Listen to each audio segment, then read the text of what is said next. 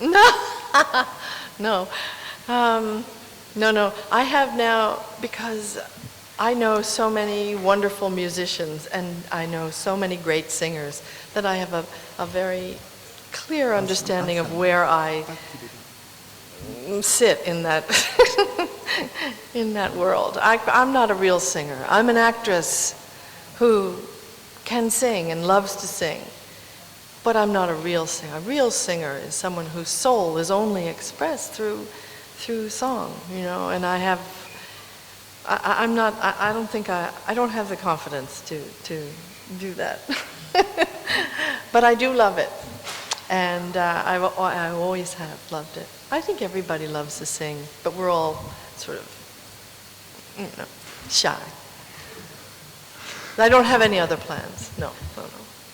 Although, yes, I do. We may make a recording of a play. I did Mother Courage, Brecht, Mother Courage in New York, in Central Park, a couple of years ago. And Tony Kushner did the adaptation of the German, and Janine Tessori, who's a fantastic composer, she did the music, and we may record this to raise money for charity. Yeah. Well, it was something that, you know, there's a lot of frustration about sometimes for Americans who don't necessarily agree with the direction in which our country has moved, and so that energy, that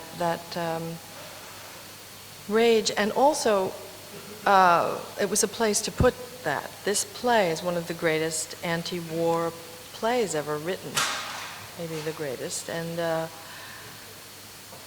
it's sort of, for me, I mean, I don't know if it's a correct reading of the play, but for me, the reason to do it was because of one particular song. I mean, I know it has so much to do with commerce and how we all profit from the war, and how issues of it's good for business come into it. But sort of the reason that I wanted to do it personally was because of this lullaby. I had just seen, which is Mother Courage sings over the body of her Katrine, her mute daughter. And I just seen images over and over and over from every war that's ever been conducted, basically explaining who really is the victim of war, you know, who suffers. And it's always the mothers going, you know, over the bodies of, and they just seemed like they didn't have a voice, and here was the voice of that grief.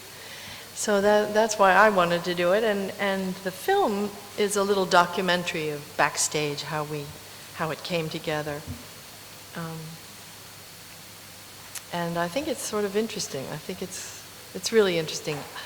It was my idea to have a documentary camera follow us around in rehearsal, and then of course the minute they showed up, I said, no.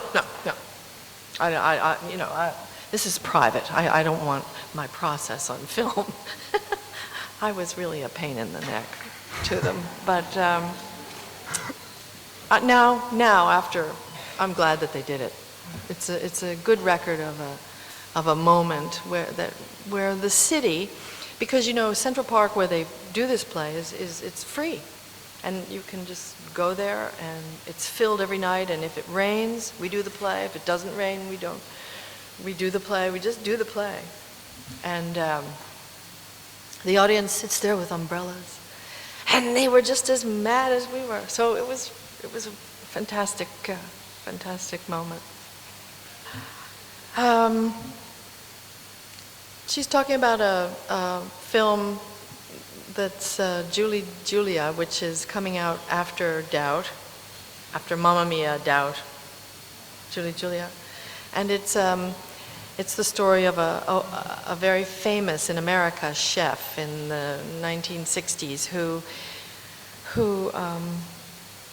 came back, she had learned to cook at Cordon Bleu, and she came back to America where everything, this is when I was growing up, I remember it so well. My mother said, if it's not done in 45 minutes, it's not dinner. And, you know, we had frozen dinner, you put it in, and then you peel off the foil, and awful. I mean, but we didn't know any better. Everything was canned vegetable, everything canned. Frozen, canned. Awful. The food was terrible. And Julia Child, this cook, she came and did a television show, which became very, very popular, where she taught Americans basically the idea of slow food and cooking with good ingredients and fine cuisine. And it transformed America really, it was the beginning of transforming them into food nut crazies, you know. Now people are insane about food. So that film is about a young woman named Julie Powell who wrote a book about cooking her way through Julia Child's masterpiece of French cooking. Mastering the art of French cooking. My brain is fried. And then there was a question about the Beatles. The Beatles, 1965, you're talking about my era, you see. This is when I was 15, and my mother let me go with my boyfriend, driving all the way into New York to where the Beatles landed in a helicopter, and it was the first time anybody had ever done anything like this, and gave a concert in the middle of a big baseball stadium. No one had ever done that either. I mean, it was just fantastic. And I brought a sign that said, "I love you, Paul." And I think he saw it, because when he got the Grammy for his Lifetime Achievement, he asked me to give it to him, and I had never met him. So I was really thrilled. And because I'm a lifelong Beatles lover, but I love them all. George, Paul, John Lennon, and Ringo Starr. So my youth. No, I never had fear of success, but I was always sure that it was over. I think the first time I said to my husband, well, we have to figure out where we're going to retire, was just before I turned 40. So it was a long time ago. And every year after that, I thought, well, this is the last picture. I'm sure of it. No one will go to this. But you never know. So, so far, oh my God. So far, so good. E con questa considerazione un applauso per fare coraggio a Meryl Streep.